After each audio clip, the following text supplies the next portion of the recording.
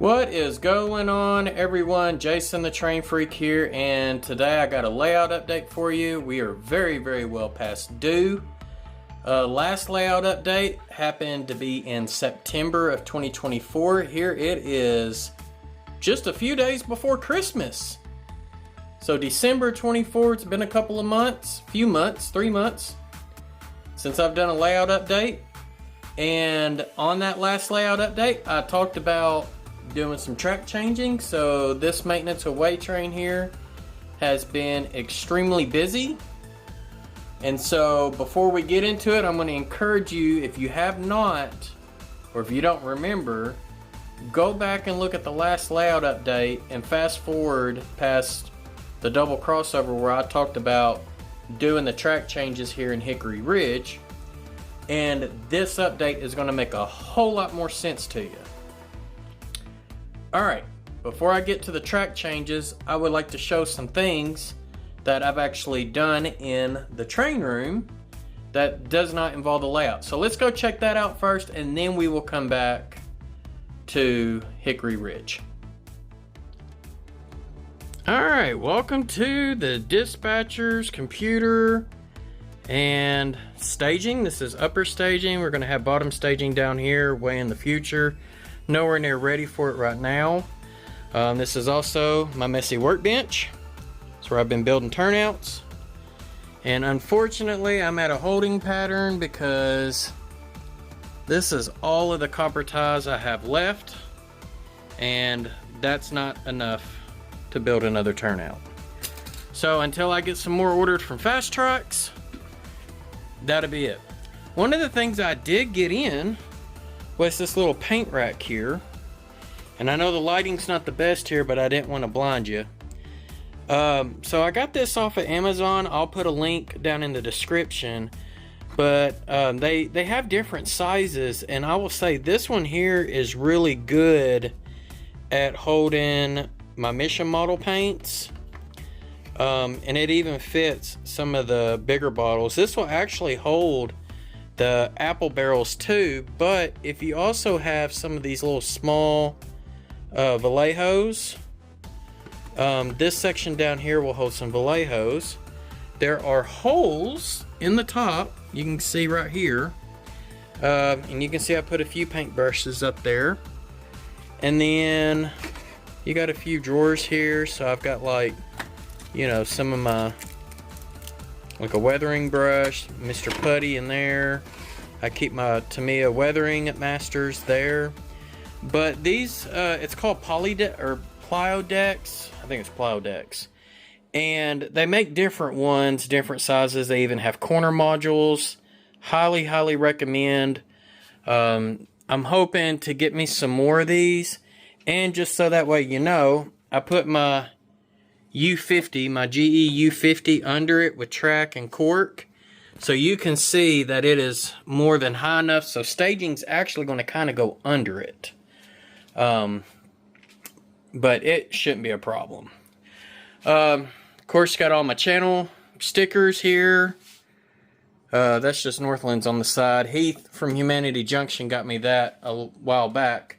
But if you don't see your channel sticker there, and I know I've got some more here somewhere, so I'm still in the search for those, feel free to send them to me and I will display them in here, because this is going to be one of the first things that when people come to my layout, I mean, there's the door that goes in and out of the room, so this is going to be one of the first things they see. So if you want me to have your channel sticker, definitely send one my way.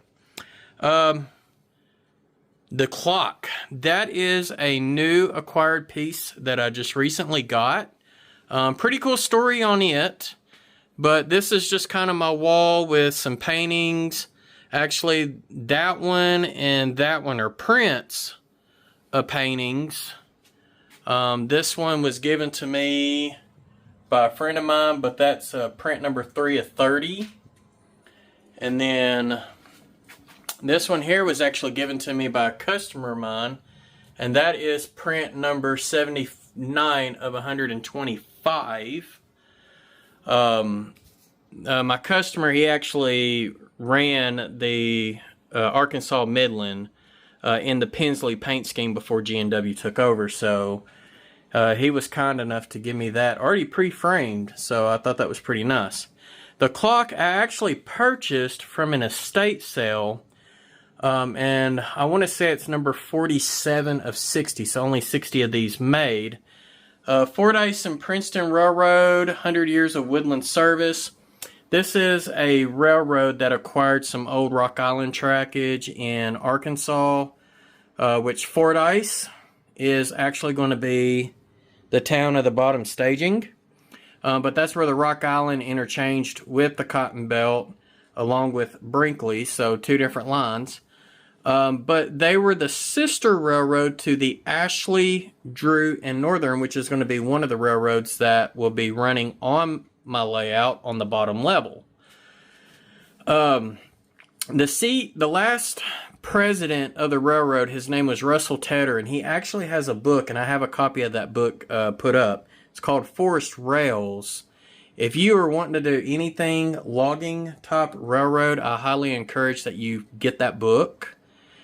It's on White River Productions website. I'll put a link to that in the description as well. But Russell Tedder was the last president for the Ashley, Drew, Northern and the Fordyce and Princeton. He ran both railroads together because they both service Georgia Pacific and cross at Arkansas. Well, when he passed away, this clock went to another gentleman. And that gentleman just recently passed away, and so I acquired it in an estate sale. So this was actually the last president's personal clock. From my understanding, what I was told is that this clock was in his office above his desk at his home. So I thought that was a pretty cool piece. I only gave $45 for it, and you can see that it is working. And yes, it is... almost 10 till 10 o'clock p.m. as I am making this video. So I thought that was pretty cool. Just kind of wanted to share that I've got some artwork here that I painted last year, 2023. My last name is Wilson. So Wilson Car Lines, WCLX. That's one of the railroads that I do run on my layout. And I've got several of those cars all over the place. And one of the industries that we will be talking about later on is going to be Wilson Foods. So let's go ahead and head back over to Hickory Ridge. I just kind of wanted to share some of this with you. And I'll talk to you about the trackage change that has happened.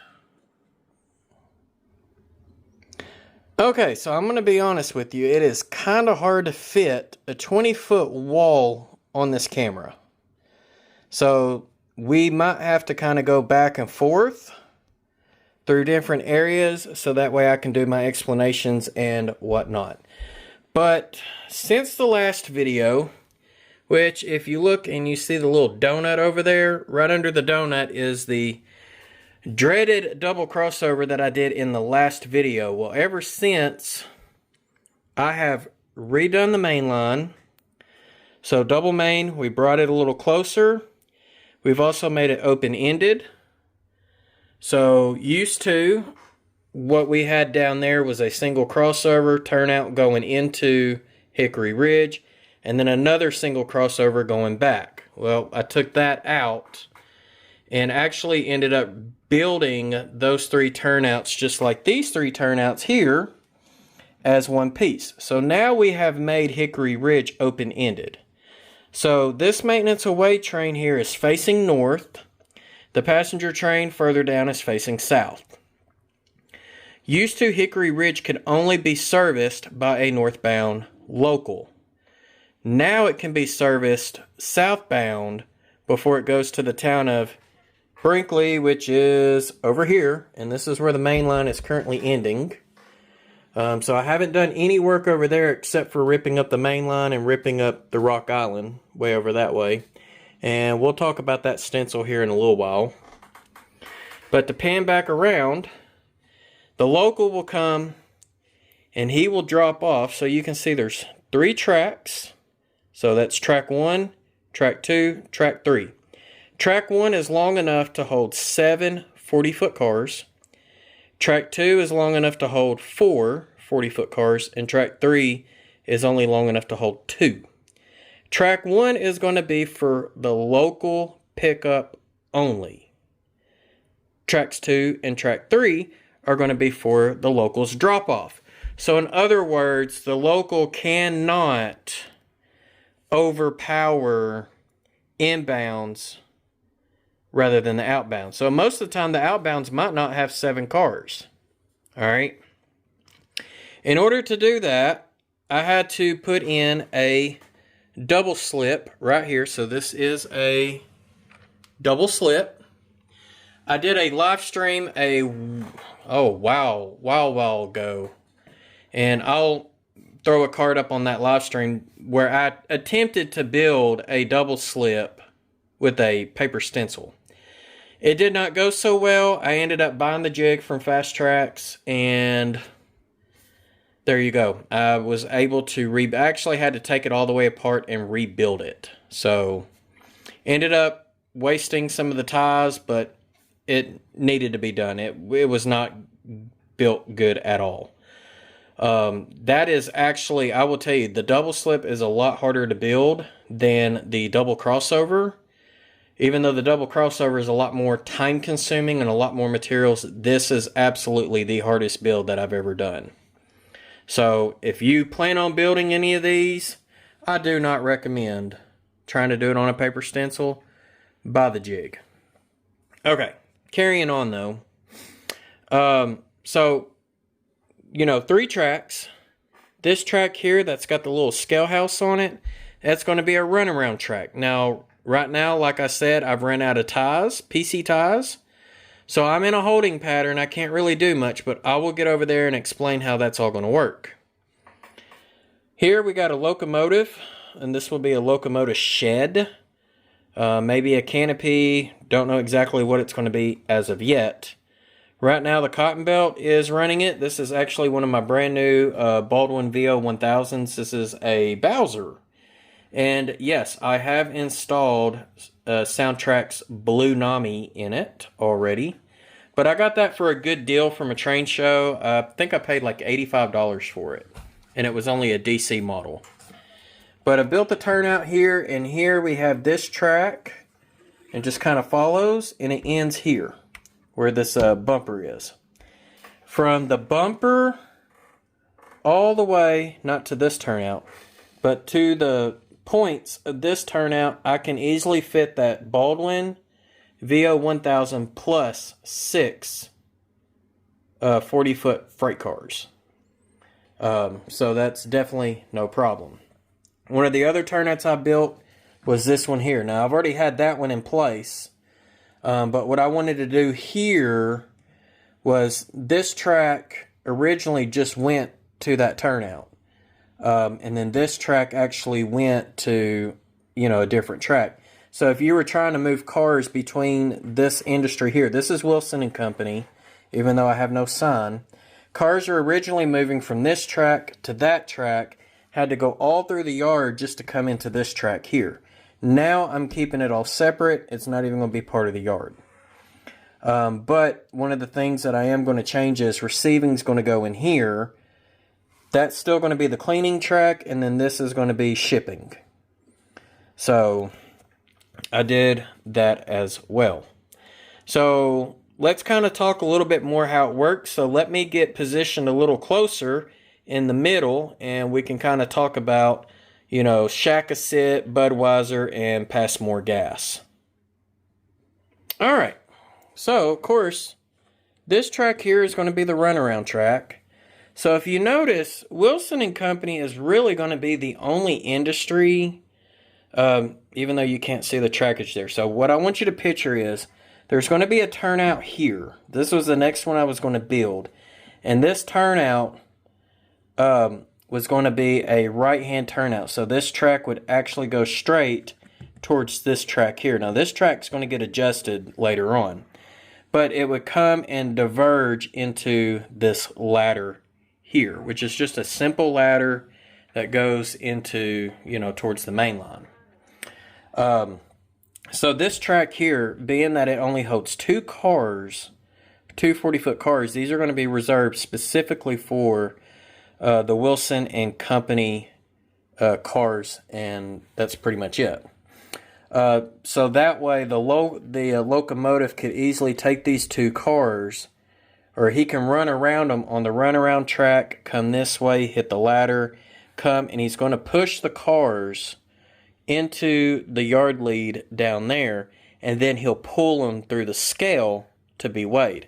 Back in my era that I'm modeling, they actually weighed the cars, and that's what the railroad charged the companies for shipping and whatnot. So this is going to be the scale track. If it's any of the cars for the other 3 industries, they'll be on this track here. So locomotive will just connect to it here and then pull it back, and then he'll shove. Now, like I said, if he's shoving, how's he getting to these industries? Like I said, there's going to be a turnout here. And then right next to the turnout is going to be a single slip. Now, if you're wondering, well, what's the difference between a double slip and a single slip? Let's go over it real quick. This is a double slip. If I'm on this track here, I can go straight across, or I can curve and go to this track here. If I'm on this track here, I can go straight across to here, but I can also curve and go to here. So there's double the action. A single slip would be, if I'm on this track here, I could go to either or, but if I'm on this track here, I can only go straight across. So instead of this curved rail being here and this curved rail being here, the stock rail just goes straight to that point, which would be that middle rail. All right, and they're actually a lot less confusing to use. So, like I said, regular right-hand turnout here. We're going to put a single slip in here. So you can go straight across, and then after the single slip will be this track to go into Budweiser's shipping department. You could slip over, and there's going to be a track paralleled to the ladder. There'll be a turnout here. That turnout will go to this Budweiser track here, which I'll stub off not too far after it. And then straight past it, parallel to it, will be a track to go down to Passmore Gas. All right. And that long track will also act as a yard lead for industries this way, because you got Shakasit. So if you're on this track here, you go across the single slip, and you just kind of go straight back. And I know I'm going to have to adjust these industries. It's inevitable. I'll have a turnout here so they can push cars in that way. And then, of course, it will line up and go to that track back there, which is, you got your 3 tracks for Wilson and Company. So that's going to be how the track design is, it's practically going to be. As far as switching all these industries in and out, what I've decided to do is I'm going to have a panel, actually 2 panels, that's going to be kind of similar to this one here. So we got that panel there, right, with all the push buttons and whatnot. And I've decided that I'm actually going to do a duplicate panel. So you can come over here and switch. I'll probably put it right here in front of the crossover on this side. And then the other panel will be right here in front of this crossover. So that way, if you're switching this area, you don't have to walk back and forth, or you ain't got to walk all the way to the center to switch. If you're working in the center, then you can go either direction.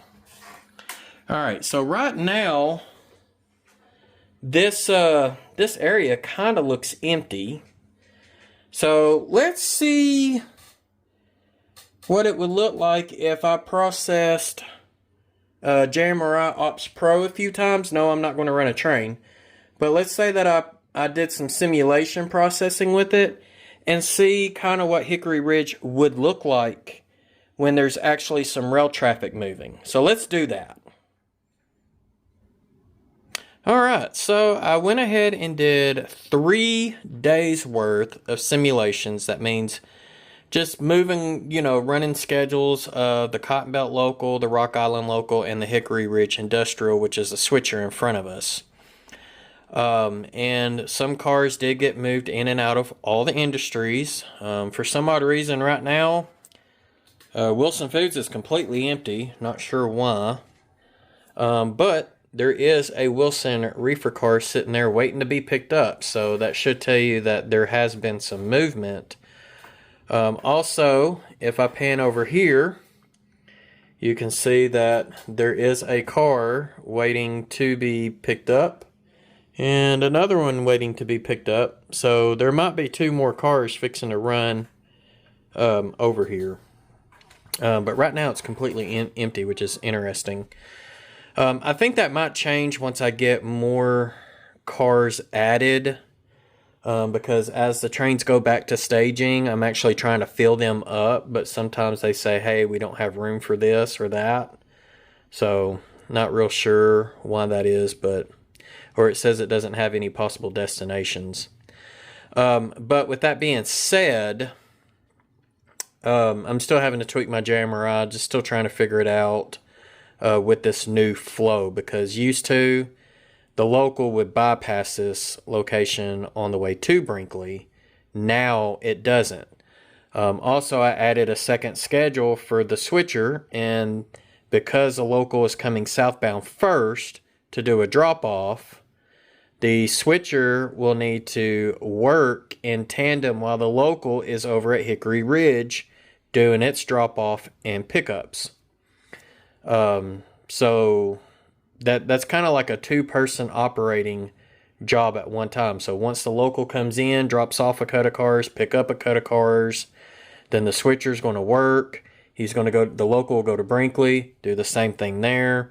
And then on his way back, he will do the same thing again a second time here at Hickory Ridge. And that's because he's picking up cars that the Rock Island dropped off at Brinkley to come over here to Hickory Ridge. And after he leaves the second time, then the switcher here will have a second round of moves. So basically all the switcher is doing is he's just literally taking cars.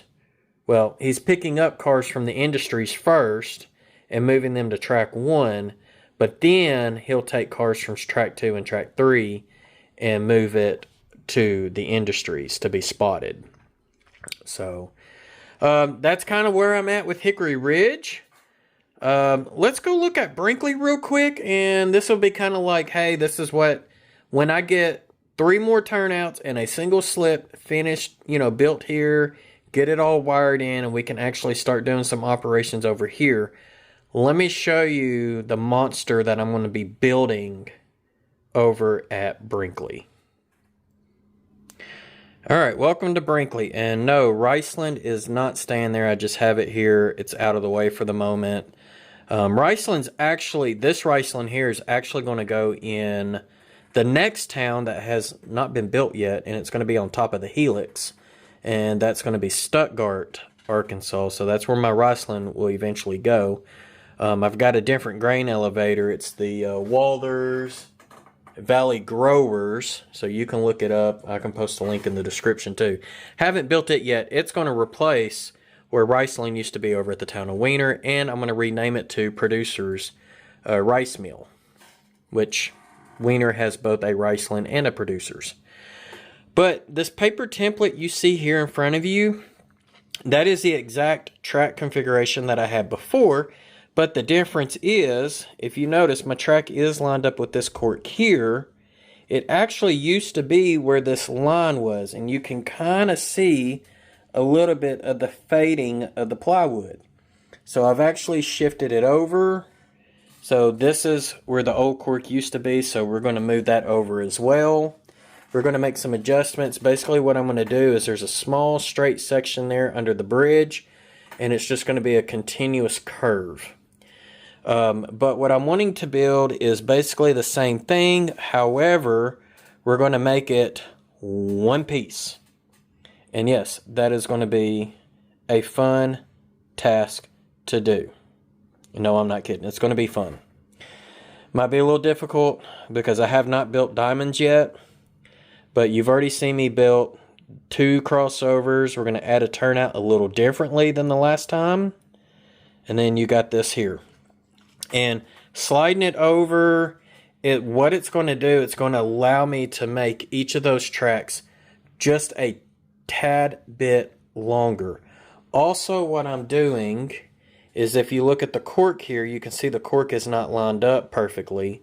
I'm going to slide it down just a hair, and it might allow me to add one more track, a 5th track. And the 5th track is going to go to an industry, and it's probably going to be that one that you see down there. Instead of it being on track 4, I can have it on track 5. I've got 3 locals that service this yard. But right now, because I haven't built the bottom level, right now only 2 locals are servicing it. And the way I'm going to do the track configurations is track 1 will be reserved for the northbound Cotton Belt local, so that's a train that we're actually using today. Track 2 is going to be reserved for the Rock Island locals outbound cars. And then tracks 3 and track 4 will be reserved for the southbound Cotton Belt local that will actually go back to the major Cotton Belt yard. The track configuration here is going to be very, very similar. There might be some changes. Possibly what I might do for track 5 is I might move the ice dock over there where that industry is and put the ice dock over in the corner. I think that might be a cool spot, and have it to where the ice dock, these reefer cars would be picked up by the northbound Cotton Belt local. And I might even go as far as make some changes on it and make tracks 3, 4, and 5 for the Cotton Belt local, because the only railroad that's going to be dropping cars off at the ice dock is the Rock Island, and that's because their local comes after the Cotton Belt locals do. And if they bring one of these Wilson reefer cars to go to Wilson Foods, which is over there, it would theoretically sit overnight. So they definitely need to re-ice it. But as far as the most part, track configuration still going to be roughly the same. You're still going to have the Rock Island come in over here. It's going to have its own little, feed track that comes into the yard. We'll have a runaround as well. If I move the ice dock over there, this track here will come out. That industry will move down, so we'll have some industries along the back wall here. I'm not going to put any industry in the corner. However, if you notice, there is a pink piece of paper there that is actually cut out to a building that my friend John Goforth is building for me. He's the one who did the ice dock, but he's been working on this building. It's actually 2 different ITLA kits put together. And so it's going to be literally 2 small industries that are kind of built together, but different companies. But it's going to have a small office configuration in the center, and that's why you see the little divot in between. So we'll have 2 tracks there, and so yes, I will have to build a diamond, and it's probably going to end up being a curved diamond to go over there. So that's going to be fun, because FastTracks does not have any curved diamond templates, so that'll be something that I'll have to try to figure out on my own. But I do have some of the sweepsticks from FastTracks. I've got 24-inch, 26-inch, 28-inch, 30, and 32-inch radius. So I could print off another one of these and use, whatever that curved profile is going to be, and potentially make a curved diamond. It's definitely going to be some trial and error. But this is what the future in Brinkley holds. As far as all the switches and stuff goes that you see here in this layout, as I pull them out, I will be selling them used. So if you're looking for some switches, code 100, code 83, even got a Pico here. I've got some switches already pulled out. If you are needing some switches, whether it's Atlas, code 83, code 100, or some of the Pico, I believe these are code 100s as well, let me know.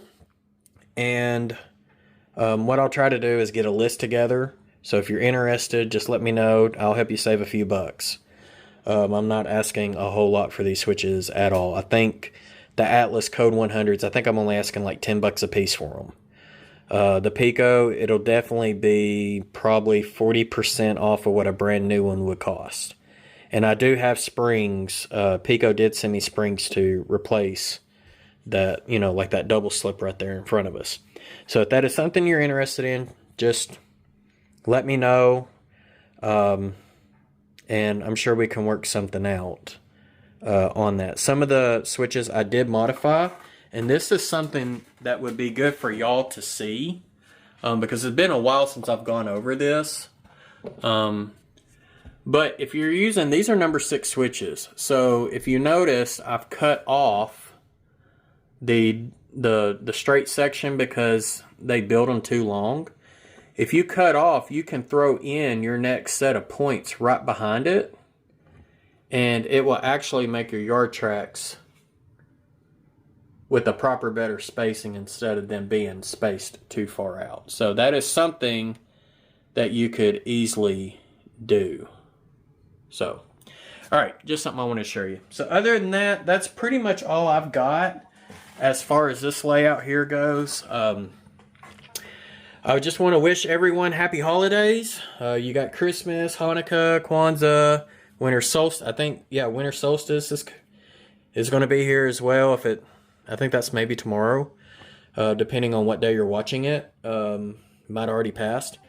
I think Ramadan's another holiday as well. So whatever holiday that you practice with your religion, I just want to wish you a happy holidays, happy New Year, and you know, make sure that you smash the like button, subscribe to the channel if you're not subscribed. That really helps out, and you know, hit fill in the bell so that way you'll be notified when I come out with the next video.